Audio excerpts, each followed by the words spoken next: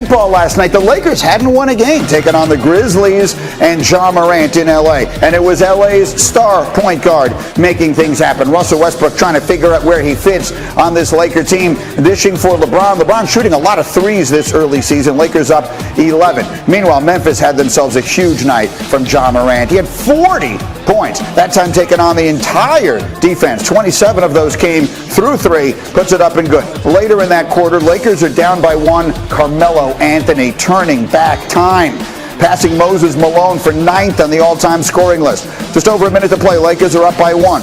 Westbrook, no. Carmelo, yes. Lakers up by 3. 5.6 to play. Grizzlies down 3 with the ball. Ja Morant looking for the 3 to tie. No good, but he's fouled. So he's got 3 free throws with 2.5 seconds left to tie it. He makes the first.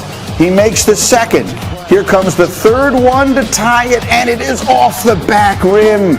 Agony for the young star on what was a big night for him. He had call A to Z. Let's go from A to Z. Get you caught up on everything you need to know from the weekend. Carmelo Anthony scored 28 points off the bench.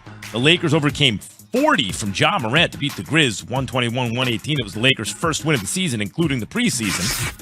And Anthony moved into 9th place on the NBA's all-time scoring list. But the story that garnered the most attention from the Lakers weekend was an altercation between AD and Dwight Howard by the bench. They may have been arguing over the NBA's 75th anniversary team. No one knows exactly. Here is AD from Friday night. Something happened. I was saying one thing, he was saying another on the scheme. And one thing led to another. And like I said, we talked about it, and we left it in the locker room at halftime. I'm cool with that. Everybody needs a sense of urgency. Sometimes these things happen when a team is trying to find their mojo.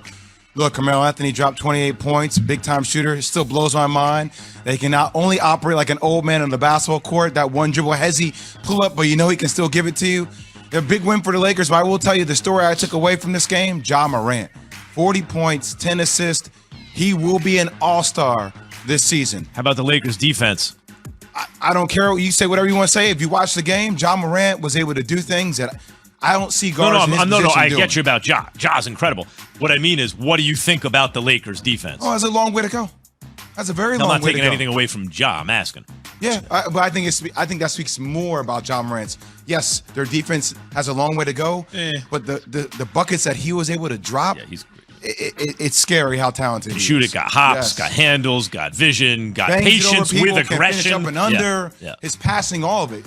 He missed a free throw to tie the game, to send the game into overtime. So why were you laughing when I said I'm not? I'm just asking. No, I'm laughing at. He was talking about the defense, and I said, Yeah. But by the way, they got the DNA of a team that can play defense. Yeah, we're all right. LeBron, AD, Dwight Howard, Westbrook. These are guys who can play defense. All right. Caesars Sportsbook, guys, opened the Astros, who are back in the World Series for the 3rd time in 5, and then just went ice cold in the 4th. Russell Westbrook won very good. Steph, on the other hand, had the triple-double. What are your thoughts after watching the Warriors storm back on the Lakers? The Warriors have an identity. They know who they are. They are a team that plays around Steph. Everybody plays very similar to the way Steph plays in their continuity offense, and 11 new players for the Los Angeles Lakers. LeBron James, year 19.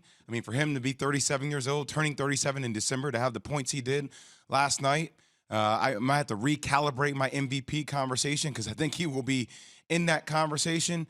But look, Carmelo Anthony at times, a defensive liability on the floor for them down the stretch in the 4th. It's going to take time for this team to find out what their identity is defensively and offensively. And Russell Westbrook, look, we talked about this yesterday. Always starts off slow. He's a ball-dominant guard. Now he has to share that responsibility with LeBron. That's going to take time for this team to find. Yeah, everything's going to be a mess in the first half of the season. Wait till the second half. Here is LeBron James at the post-game presser on Westbrook's struggles. I just think it was just the first game jitters, to be honest. I don't put too much into it.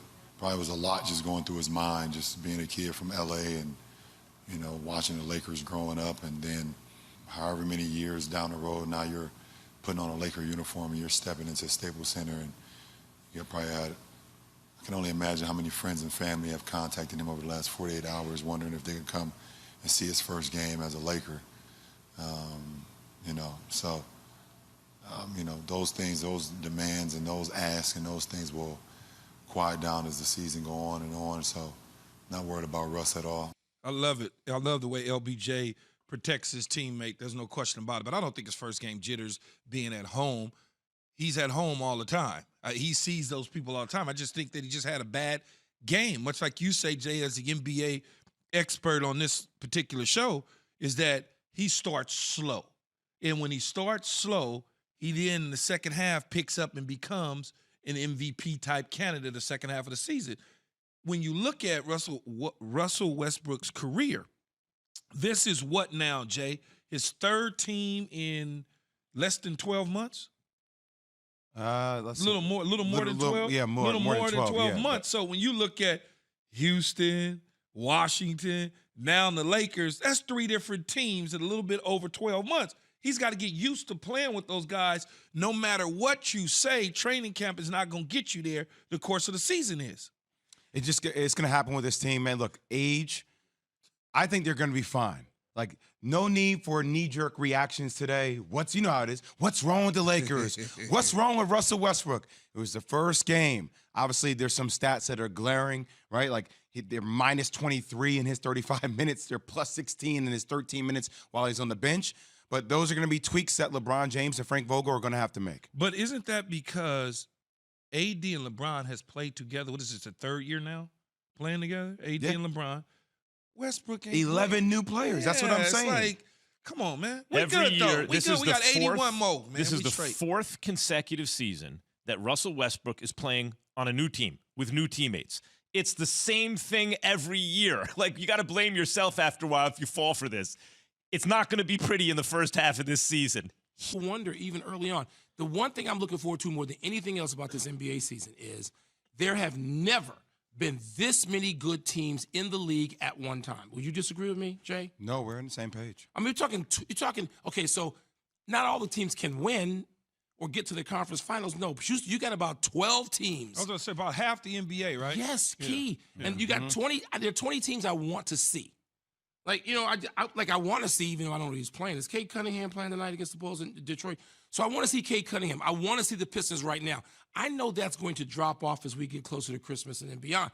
But right now, to start this season, I've never felt I wanted to see this many teams. And therefore, you can't have easy wins. If you were teams like Brooklyn and the Lakers, as good as they are and the favorites they should be, you can't just roll into Washington and Chicago and think, this is what we do. We come in here and win. No. Those teams have aspirations. They have rosters. They have expectations. And they got legit players, all-stars in some of those situations. So you can't just get off to a slow start.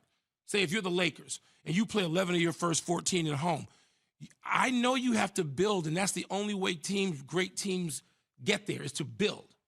But you need to get there relatively soon. I don't believe seeding doesn't matter. I don't believe that teams can just go in and give away home court advantage. So it's going to be an interesting start to this. And the plan also gives teams some urgency. They don't want to be in a play-in. You see how they objected to it? Mike, I want to present something to you that Tim Legler said earlier on our show about Russell Westbrook and the Lakers.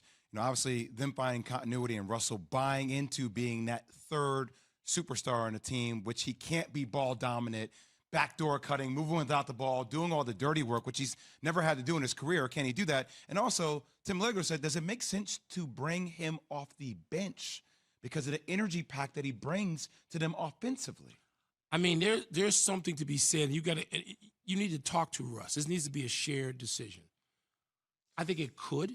Look, the NBA season is long. You can try a lot of things. You've been part of situations where a coach, a GM, or even a player, they were on the same page, and then you said, no, this is not going to work. I would try it. Russ needs to be the focal point, Key. He needs to be the focal point. He's never not been. But that's going to be hard for that.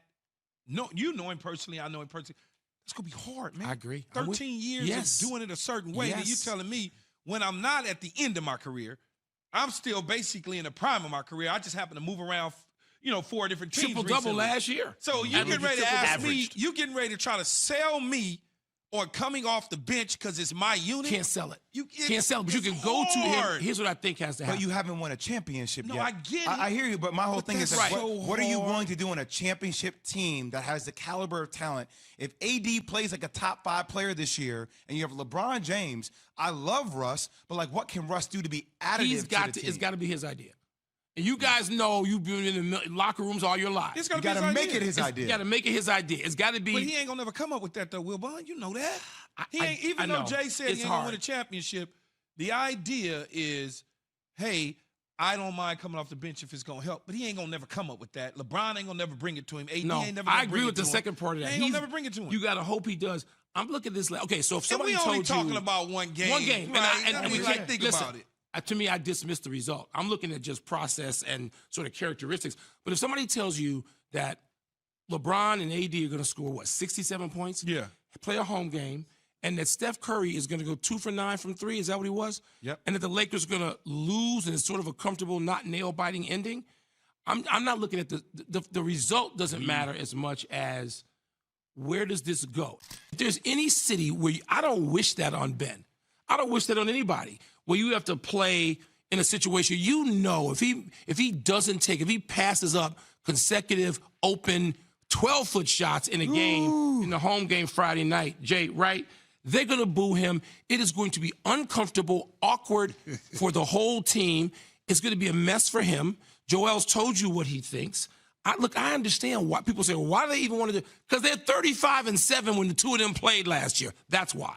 They were so good when the two of them played. You want to try to make it work. It's not going to work. 35-7 when the two of them played. That's like an all-time clip.